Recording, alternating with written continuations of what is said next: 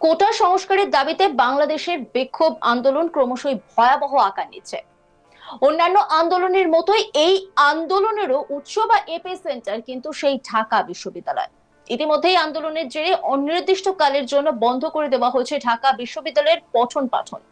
শুধু ঢাকা বিশ্ববিদ্যালয় নয়, আন্দোলন ছড়িয়ে পড়ার আশঙ্কায় বন্ধ করে দেওয়া হয়েছে অন্য বেশ কয়েকটি বেসরকারি বিশ্ববিদ্যালয়। এই পরিস্থিতিতে ঢাকা বিশ্ববিদ্যালয়ের এক ছাত্রের সাহসী বক্তব্য রীতিমতো ভাইরাল হয়েছে সোশ্যাল মিডিয়ায়।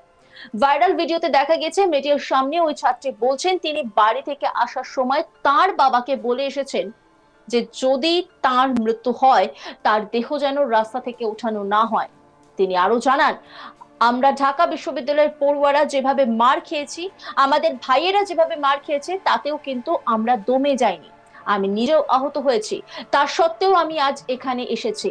আমি বলেছি যদি আমার মৃত্যু হয় তাহলে যেন আমার দেহ তোলা না হয়। ছাত্র আন্দোলন সফল হলে যখন বিজয় মিছিল হবে তখন যেন আমার দেহ তুলে সমাধিস্থ করা হয়। আসুন শুনে নেব ঢাকা বিশ্ববিদ্যালয়ের সেই ছাত্রের বক্তব্য। বাবাকে বলে আসছি আজকে যদি মরে যাই আমার রাষ্ট্র না তুলে। আমরা ঢাবি স্টুডেন্ট ভাবে মার খেয়েছি, আমাদের ভাইদের যেভাবে মেরেছে আমি নিজেও ইনজুরিতে আছি। আমি তারপর আজকে আন্দোলনে আসছি। আমরা মানে দমে যাই না, জাস্ট বোঝানোর জন্য যে এই যুদ্ধকে উঠে আসছে যে ঢাবি এখন পর্যন্ত কোনো আন্দোলনে মিথা যায় নাই। এখন পর্যন্ত বাবাকে বলে আসছি আজকে যদি মরে যাই আমার রাষ্ট্র না তুলে। আমার ছাত্র দল যখন বিজয় উল্লাস নিয়ে বের হবে আমাকেও তখন যেন বিজয় ঘোষণা করে আমার রাষ্ট্রের তারা দাপন করে। এটা ভাষা থেকে বলে আসছি, এখন কি হবে সেটা পরে দেখা যাবে। কোটা সংস্কারের দাবিতে বাংলাদেশে ক্রমশই বাড়ছে বিক্ষোভ। অশান্ত বাংলাদেশের পরিস্থিতি আয়ত্তে আসার কার্যত কোনো লক্ষণই নেই। রয়টার্স, এপি সহ বিভিন্ন সংবাদ সংস্থা সূত্রে খবর, বৃহস্পতিবার 18 জুলাই পর্যন্ত এই বিক্ষোভ আন্দোলনে মৃতের সংখ্যা নিয়ে বিভিন্ন রকমের মতামত রয়েছে। সংবাদ সংস্থা রয়টার্স জানিয়েছে এখনো পর্যন্ত নিহতের সংখ্যা 19। অন্যদিকে বাংলাদেশের সংবাদ মাধ্যম প্রথম আলো জানিয়েছে নিহতের সংখ্যা 27। পিটিআই এর দাবি মৃতের সংখ্যা 25। আবার সংবাদ সংস্থা এএফপি 39 জনের মৃত্যু হয়েছে বলে জানাচ্ছে।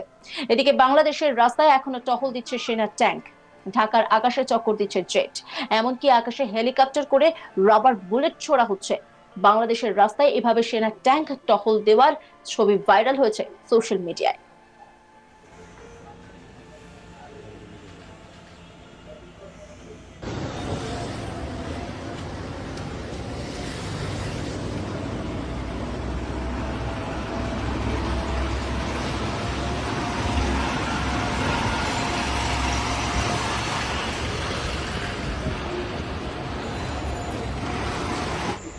ট্যাঙ্ক বের হয়েছে ক্যান্টনমেন্টের থেকে। এপিসি উপরে কি মেশিন গান মাউন্ট করা?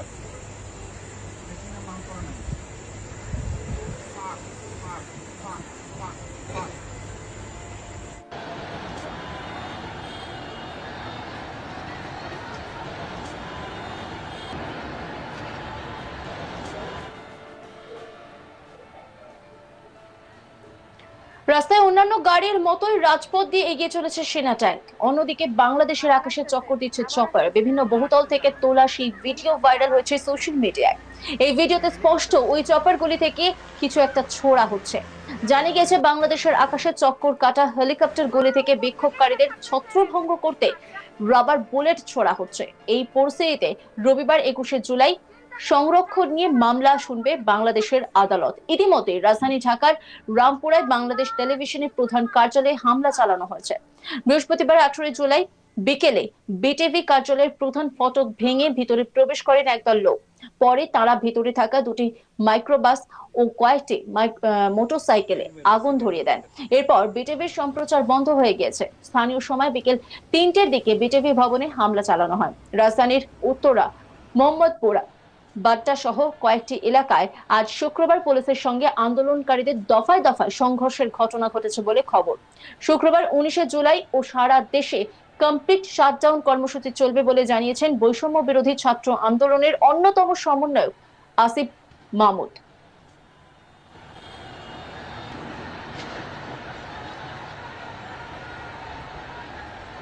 আবার আসতেছে আবার হেলিকপ্টার আবার আসতেছে।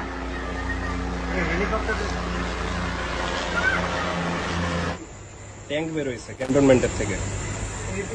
এপিসি উপরে কি মেশিন গান মাউন্ট করা? আবার আসতেছে আবার আসতেছে আসতেছে আবার হেলিকপ্টার আবার আসতেছে হেলিকপ্টার।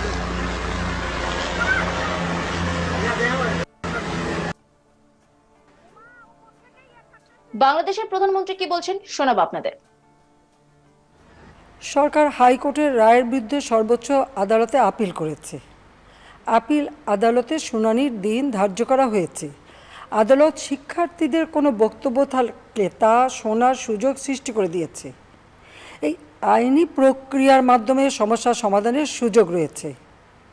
এই আইন প্রক্রিয়া সমাধানের সুযোগ থাকা সত্ত্বেও রাস্তায় আন্দোলনে নেমে দুষ্কৃতিকারীদের সংঘাতের সুযোগ করে দেবেন না। সর্বোচ্চ আদালতের রায় আসা পর্যন্ত ধৈর্য ধরে অপেক্ষা করার জন্য আমি সকলকে বিশেষভাবে অনুরোধ জানাচ্ছি। আমার বিশ্বাস আমাদের ছাত্র সমাজ উচ্চ আদালত থেকে ন্যায় বিচারই পাবে, তাদের হতাশ হতে হবে না ইনশাল্লাহ। মুক্তিযুদ্ধের চেতনায় আমাদের প্রিয় মাতৃভূমিকে সকলের সহযোগিতায় স্মার্ট বাংলাদেশ হিসেবে গড়ে তুলব।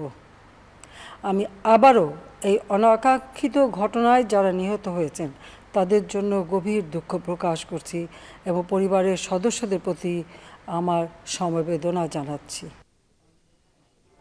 তবে প্রশ্ন হচ্ছে যে বাংলাদেশের সংরক্ষণ নিয়ে কেন এত ক্ষোভ? সরকারি চাকরির ক্ষেত্রে সবচেয়ে বেশি সুবিধা পান কারা? কেনই বা সেই পদ্ধতিতে বদল আনতে আন্দোলন চলছে? জানা গেছে 1972 সাল থেকে চাকরিতে সংরক্ষণ ব্যবস্থা চালু রয়েছে বাংলাদেশে। মুক্তিযোদ্ধা তাদের সন্তান সন্ততিদের জন্য চাকরিতে আলাদা আসন সংরক্ষিত থাকে। এছাড়া সংরক্ষণের সুবিধা পান নারী, সমাজের পিছিয়ে পড়া গোষ্ঠী এবং প্রতিবন্ধীরা।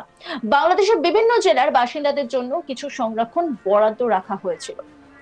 এভাবে মোট 56% আসনই চলে গেছে সংরক্ষণের খাতায়। আর সেই কারণের জন্যই এখন এই মুহূর্তে কিন্তু সেই সংরক্ষণ নিয়ে রীতিমতো উত্তপ্ত পরিস্থিতি হয়ে উঠেছে। আর এই পরিস্থিতির মাঝখানে ঢাকা বিশ্ববিদ্যালয়ের এক ছাত্রীর সাহসী বক্তব্য রীতিমতো ভাইরাল হয়েছে সোশ্যাল মিডিয়ায়। তিনি কি বলছেন শোনাবো আপনাদের।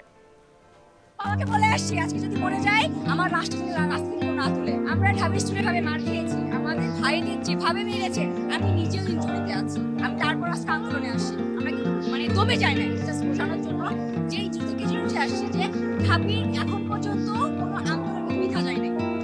এখন পর্যন্ত বাবাকে বলে আসছি আজকে যদি মরে যাই আমার রাষ্ট্র না তুলে।